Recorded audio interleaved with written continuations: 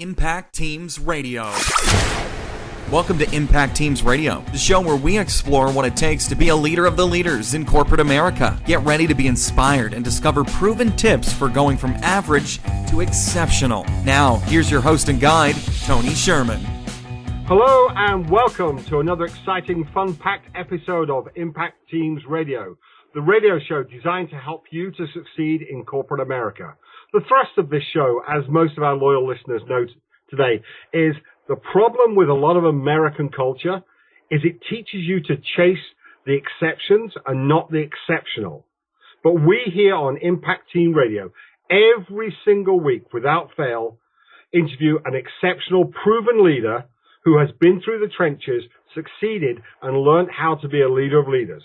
And that's what we're going to do again this week. And this week, we're going to be able to do it with a good friend of mine, Tim Parker. Tim wrote a fantastic, and I would suggest if you're on LinkedIn, and if you're not, get on it, I would suggest go just do a search on the business framework. Tim has written a fantastic article on the business framework, A Case for Leadership. I saw it, I read it, I thought, okay, my guys need to hear Tim on the show. So, first of all, welcome, and thank you for coming, Tim. Well, thank you, Tony. I appreciate it. Oh, my pleasure. So, what prompted you to write that article? Well, my concern over the business world is the focus has migrated over decades, and it's, I think, part of the business world has changed its focus. And in my experience, leaders are not leading well. They're trying to manage as best they can, but they need to focus more on leadership versus management. Oh, awesome. We're definitely going to dive into that in this episode or in the deep dive, without a shadow of a doubt. So, Tim, let me step back from the mic for a minute or two and just ask you to introduce yourself to our listeners. Well, I appreciate that. I have about 40 or so plus years in the business world in a variety of circumstances. A good part of that, or just over half of that, has been with the U.S. military, with the Air Force. I rose in the officer corps to be a commander of a squadron in an Air Force base, which entailed a very large organization. I've had the opportunity to work with state government, with the federal government, and with a lot of private concerns on the outside of that. So I've got some experience leading small groups as well as extremely large groups, up to like 1,200 people. It's been quite the experience. Oh, absolutely. So, I'm amazed when you said you've had 40 years business experience. I'm looking at your photograph, and you look a lot better than I do. And my guess is you're actually older than I am. So when you're not working hard in leadership, what are your favorite hobbies? What kind of music do you like? One of the things that I really like to do is I'm a big basketball fan. I played college basketball when they had freshman teams, and that was before what they called the three-point line. So I've coached my children in soccer and basketball and volleyball with my daughter and stuff. So I try and stay in shape and keep focused on sports and that sort of thing. And I used to allow my son, when he and I would play, I used to let him win. I don't let him win anymore, but he does. He's about 21 or 22, so he really kicks my butt now. But I do try and stay up with him. And as far as music, I just love the Beatles. That's my era, and I think they're still current. I just love to listen. It's funny. You being an obvious American with a Southern accent, liking the Beatles, whereas I don't. But I love that era. I do. And I'm a Motown freak. Are you really? How about that? Oh, absolutely. Oh, the Temptations. Yeah. Yeah. Oh, them Four Tops, the whole thing. Absolutely. Yeah, I could talk Motown for the next 20 minutes and bore everybody. Right. I noticed that on the emails that we've sent backwards and forwards, you mentioned you like TED Talks. Do you have a particular favorite?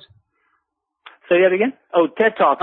Well, all of TED Talks. I got into TED Talks. I just happened to hear one. I'm not sure where it was, but since then I've downloaded as many as I possibly can. So when I drive back and forth to work or traveling, I kind of listen to the TED Talks because it gives me a broad breadth of all sorts of points of view, which I think is very helpful.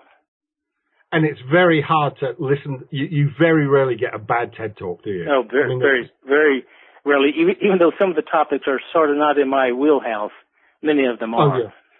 And sometimes I find that interesting. I don't really care. I'll listen to it, and I'm like, wow, that was really interesting. Yeah, exactly. So Okay, let us get on with the show for our listeners. Oh, sure. So if we step back, and we always like to start with a winning viewpoint. So let me ask you, Tim, when you look over the arc of your career, what are some of the wins that you've had that you were really pleased with? And why were you pleased with them? And what did they teach you about leadership? One of the things that really pleased me is when I was with the military, that's a fairly long career if you decide to retire, which I did. I was selected to be a leader of a 500-person engineering organization, which took care of a very large installation. That's a very selective process. Not everybody gets to do that, and they select you based on your leadership capability, your technical expertise, and your ability to manage people. And that sort of validated me as far as what I thought a good leader was. And that got followed on by even a larger organization where I went from the squadron command to the base command and was in charge of 1,200 people in a very large group. And as a leader, do you sense that it's your ability to manage people or your technical ability, or is it a mixture of both? And where does leadership and management, how does that come together as a mix, if you will? Peter Drucker, who I think is the father of modern management, sort of talked about that as well, and he separated the two. And if you go back and read his 30-plus books, what he says is that he was not necessarily a business guru or a management guru, but he was in the people business. And I firmly believe that managing people or leading people comes first, and management comes second, in the sense that it's hard to find people that have the skill set to be able to deal with people properly. Everybody can deal with people, but being an effective leader is different than just being a people manager. The management part, the technical skills can always be taught. It's good to have them when you go into an engineering field, but it's not the primary reason that you're there. You're really there because when you're at the top of the pyramid, if you will, you're managing people. You're not doing the technical stuff. Right, but especially I found in engineering organizations and things that are laboratory-led and R&D-led, that they do like to know that you've got some engineering background, because otherwise you have to work very hard to get their respect, and normally it takes a while longer than it would if you went in being technically adept. Would you not agree? I think that's right, because you have to be able to have some sort of credibility with those that you lead to. You have to be able to recognize what's a valid product or what's a valid approach, that sort of thing. But the danger in being too technical is technical people tend to want to get down into the technical stuff, and therefore they sort of get their fingers into the pie a bit too much, and they don't allow the other technical subordinates to do what they're supposed to be doing. So it's good to have the ability to raise the BS flag, but you don't yes. want to get too deep into it. Absolutely. Yeah, and the other thing is, like, if you end up always being the system architect rather than the leader. Absolutely, right. You know, right. and that's a recipe for burnout for you, if nothing else. Oh, yeah, true. So, I mean, obviously that, as you said, that was a proven stamp of your expertise and your adeptness and adroitness as a leader. But on the way there, did you hit any major road bumps? Have you had any memorable struggles in your career? There's several occasions. In fact, most occasions I worked with what I would consider not marginal, but average leaders, or I worked with people who are not necessarily particularly well at managing people or leading people. They were either technically good or that sort of thing. On one particular occasion, I was involved in a very large research and development organization, like 3,000 or 4,000 people size. And I happened to run across or work for a guy that had a different point of view about how to lead people. His view, in fact, he sat me down one day and suggested that I needed to change my management style, my leadership style. And his advice was I need to create the environment where my people feared for their jobs, and therefore they would perform better. And he and I at that point sort of went our different ways, and eventually I left that organization and didn't have a good feeling about that. Since then, that organization has not done well, and I firmly believe it's because it's his point of view. So what did you personally learn from that? I learned from that because this guy was more of a technocrat or more of a all about him, and it's really not about him. It's as any good effective leader knows, it's about the organization and the purpose that you serve. The purpose he was serving was his particular self. He kept saying, let's do it for the company, and that's not, people just don't serve companies or serve people so much unless they highly respect them. So finding the right kind of purpose was key, and that's not what he was doing. He was more in it for the money and profit and for his self gratification. And that came out when he spoke to not only me but to the rest of the staff. His focus was entirely different. Right, and actually I've seen a quote a couple of times on the internet over the last month or two saying people don't leave bad companies, they leave bad bosses. Absolutely true. Yeah, they join companies but leave bosses. Yeah. Even though there's a bit of a corollary to that in the sense that with the dynamics of the business world, it has morphed over the years, and now we have more people that have their skill set in their head, not so much in their hands as others might have, as it used to be. The plumbers and the technicians and things like that. So now people can leave their jobs sooner and quicker, kind of thing. So they don't necessarily have an allegiance to a company or a boss nowadays because they're knowledge workers and they can take that knowledge almost at a whim to some other location. So there's a risk. And actually, Tim, do you not think that now that's a really exciting point, because that says to us as leaders that what we need to do is we need to inspire the people who are working on our teams and working for our managers that work for us, because otherwise they can leave. That their ability to transport themselves there's a lot less friction for most people. And like, if I want another job, I don't need to get another job around where I live these days. I live just outside Boston. I can get a job in Colorado or California and telecommute. Oh, sure. So my ability to leave, if I'm not inspired by my company, is a lot easier these days. Oh, I fully agree. And I think I read somewhere, I'm not sure if this was the director saying, but they said to treat your employees like volunteers, because they are. And they can certainly volunteer for somebody else fairly quickly. So you don't treat them like part of the family and treat them with some sort of respect. They'll certainly pick up and leave because they can, because their skill set, again, is in their heads. So it's easy for them to move, especially with the amount of IT companies and knowledge workers that we have out there. I think it's a huge risk that we treat them poorly, if we do.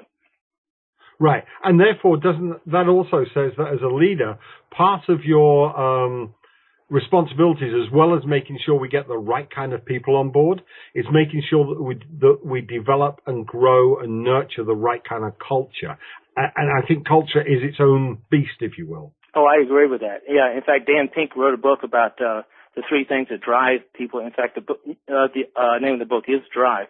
He talks about the three things that really create some sort of energy behind the organization. One is mastery, giving the people the ability to master what they do. Giving them the training, giving them the ability to talk to their colleagues. The other is giving them the autonomy and allowing them to do the jobs that they're trained to do, which sort of gets back to the technical boss. The technical boss needs to be just technically able enough to raise the BS flag, but doesn't really want to get into everybody's business, kind of thing. And the third is giving them purpose. Serving a higher purpose, not the purpose of making money or growth or that sort of thing.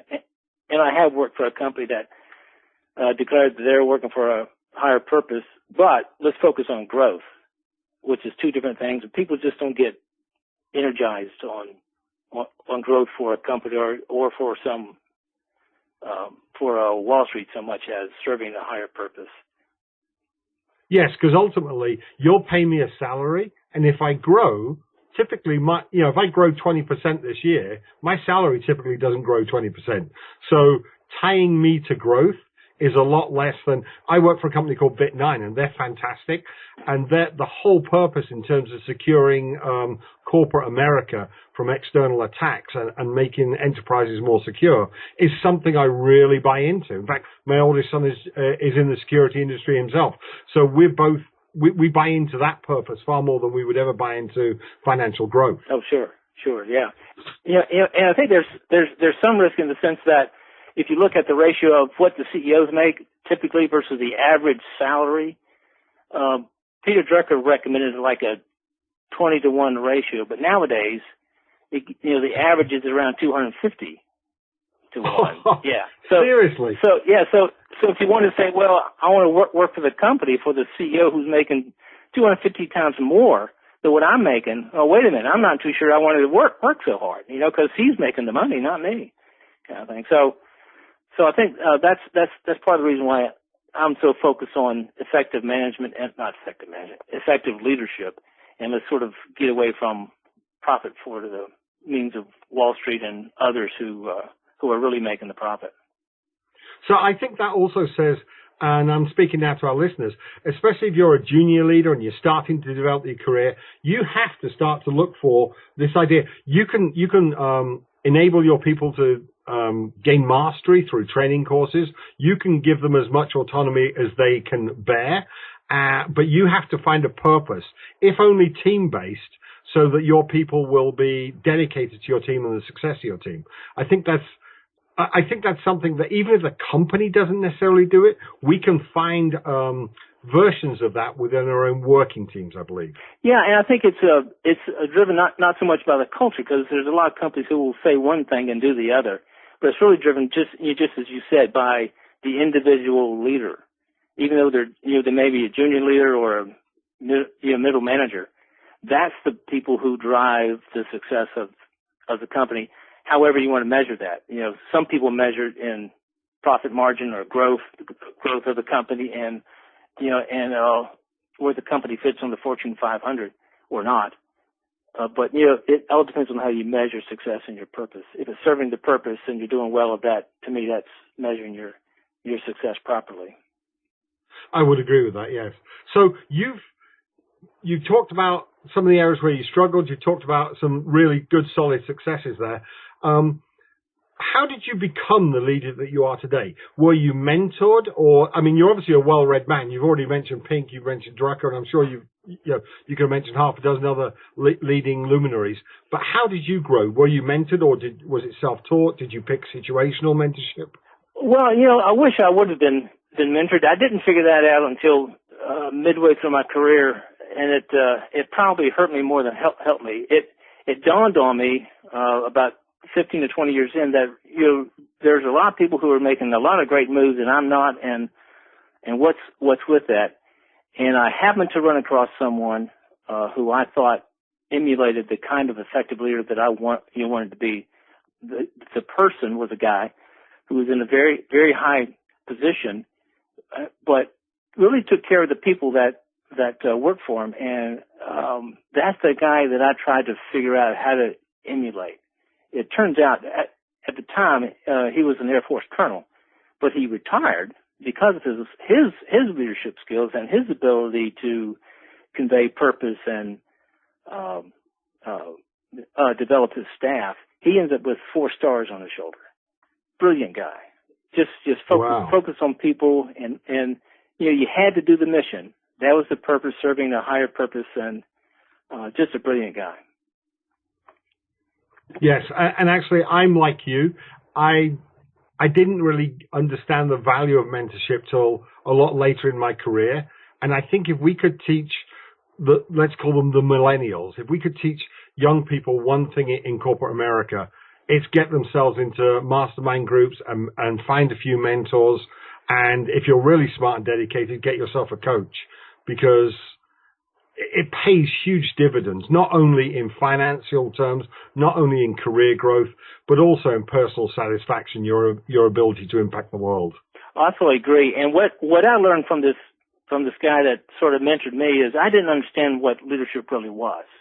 I sort of thought it was like telling people what to do, that kind of thing, being a junior leader or a mid-level manager kind of thing. But learning and understanding what effective leadership really is and really means is a remarkable, eye-opening event.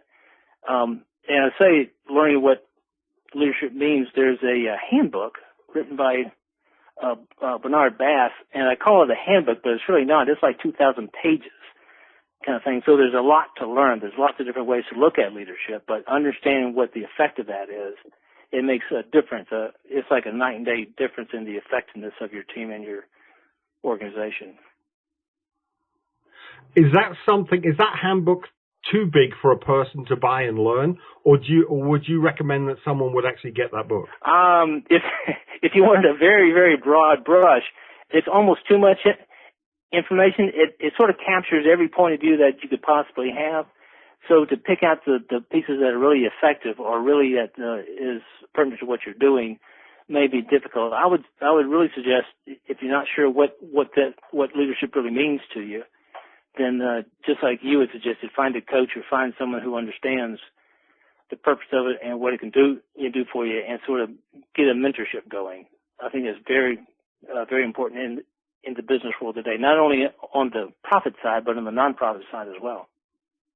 Yeah, absolutely. Although I suppose on the non-profit side, whenever I talk to people, and my wife has worked extensively in non-profits, the one thing they do get is they buy into their purpose a lot easier. Oh, yeah. So as a leader, you have different constraints. It's trying to be more effective with less resources than you would in corporate America, but you typically have that purpose thing nailed if you know how to use it wisely. Oh, I agree. And I think if you look at the numbers, of the nonprofit or the social sector is a lot more effective and actually a fairly large part of society, but they're a lot more effective because of that focus on purpose. That's why they are there, is to serve that purpose. Exactly, yes. Well, Tim, I got to say, great conversation, but we've run out of time, as we typically do on this show. I want to thank you so much for being a guest on the show today. Well, you're more than welcome, and thank you for asking. Oh, my pleasure. And this is Tony Sherman from Impact Teams Radio. Now, we have had a lot of learning in this session, so what I'd ask you to do is go back over, listen to this again, and pick out one action item that you want to inculcate into your life over the next 6 months. And if you do, you'll be a significantly better leader in 6 months' time than you are today. So until next week, this is Tony Sherman, your host and guide from Impact Teams Radio, signing off. That's it for this week. Thank you for listening. Now go and apply these few gems. Make the wisdom you have heard your own. If you want to be part of our launch success, then please go to impactteamsradio.com/love and tell the world. If you want more and never want to miss a beat, please go to impactteamsradio.com/subscribe. If you have 3 minutes, we would love to see a positive review on iTunes. And until next time, remember to act on what you've learned, and you'll be ahead of most of the world. Impact Teams Radio.